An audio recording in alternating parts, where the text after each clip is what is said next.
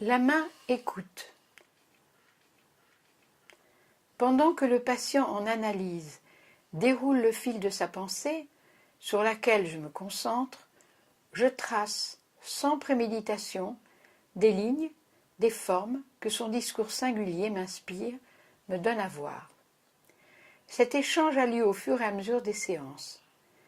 Il prend place dans un espace-temps où le dire du patient fait irruption pour livrer des éléments issus de son inconscient.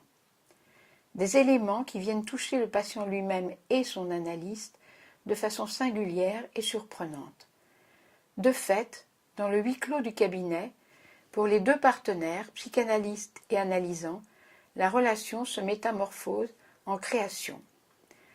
De ce champ de paroles issu d'associations de pensées et d'émotions, advient une œuvre que l'on peut qualifier de commune, le dessin. Dessiner, c'est accueillir et représenter ce qui passe et en même temps échappe dans les mots du patient.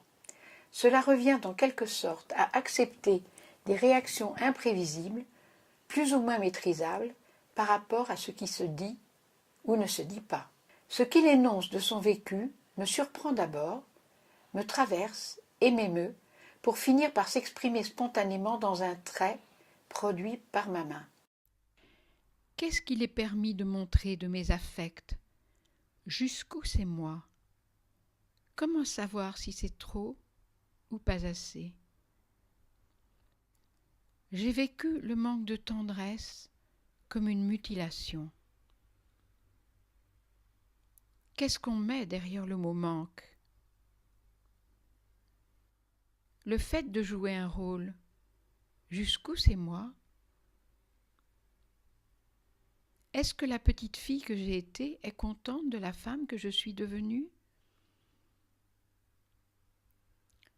Je ne sais pas si ma mère me voit, m'a vue, elle voit quelqu'un d'autre. Le petit enfant en moi, mon interlocuteur privilégié, celui que personne n'a écouté, maintenant je t'écoute, tu peux parler et me montrer le chemin. Qu'est-ce que je vais faire de cette petite fille que j'ai été obligée de protéger pour survivre? Mon reflet m'a vue dans la glace, je me suis trouvée belle pour la première fois, bienveillante pour moi-même. Je suis dans l'attente de révélations sur l'environnement insécure de mon enfance. Je ne connais que les commencements, tout est inachevé, perdu de vue. Je suis enveloppée dans un papier de soie, dans une peau si fine qu'un mot de trop éventre. Les autres doivent reconnaître ma souffrance, sinon je n'existe pas. Mes parents n'arrivent pas à réaliser que je suis réelle. Rien n'est jamais terminé ni bien ficelé, rester avec le bénéfice du doute. Trop de souvenirs m'entravent. Quel dommage que je ne me sois pas connue plus tôt. Je me trouve très bien. J'ai vu dans la glace une partie de moi d'une intensité primordiale qui a vaincu la mort. Je sublime l'autre pour contourner l'obstacle et pouvoir aller vers lui. Et si je froissais en permanence le bonheur? Tous les gens qui m'oppriment sont des équivalents paternels. Excitation morbide, là où on flirte avec le précipice. Si je ne suis pas une princesse, qu'est-ce que je vais faire d'être une femme normale? J'ai juste peur de réussir ma vie. Dans l'accomplissement d'un acte, il y a perte du désir. Je ne sais pas ce que je veux, mais ce qui ne me suffit pas. Ma mère adoptive, qui n'a pas porté d'enfant, est dans une sollicitude incomblable et ne trouve pas son altérité. Mon manque de câlin s'est transformé en manque de peau. La souffrance me donne le statut d'intouchable. Je suis prisonnière d'un corps qui n'est pas le mien et qui me rend transparente. Mon corps me donne le plaisir compensatoire au manque d'affection de mon enfance. Je suis si avide de tendresse que j'aspire les autres. Dans l'anorexie, mon corps a besoin de se détruire pour se sentir vivant. L'arrondi ne peut pas faire mal, c'est peut-être pour ça que j'aime les seins. J'ai la mémoire de toutes mes écorchures. J'ai l'impression d'être en communication avec le monde comme une plaie ouverte. Je recherche quelque chose qui m'enveloppe, me protège, une relation où je sois portée comme un bébé. La compassion vraie, c'est porter en soi, dans un même corps, celui de l'autre en souffrance.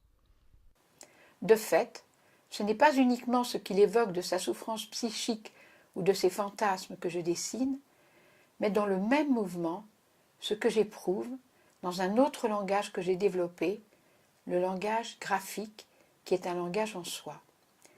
Il apporte une existence visible à ce qui se dit là et matérialise l'écoute en acte, la main écoute. Le dessin contient donc, telle une enveloppe, une peau symbolique, le discours de l'analysant sur sa souffrance. Chez les Dogons, le même mot signifie tisser et parler, et dessiner revient à tisser les mots entre eux. Dans l'acte de dessiner, mon geste soutient et matérialise la construction ou la reconstruction du sujet. Paradoxalement, du travail psychanalytique, je fais un métier manuel, une sorte de métabolisation trait par trait des éléments glanés lors de chaque séance dans les évocations du patient. De l'écoute flottante du psychanalyste, quelque chose de questionnable s'impose à lui, à son insu, quelque chose de difficile, voire d'impossible à mettre en mots.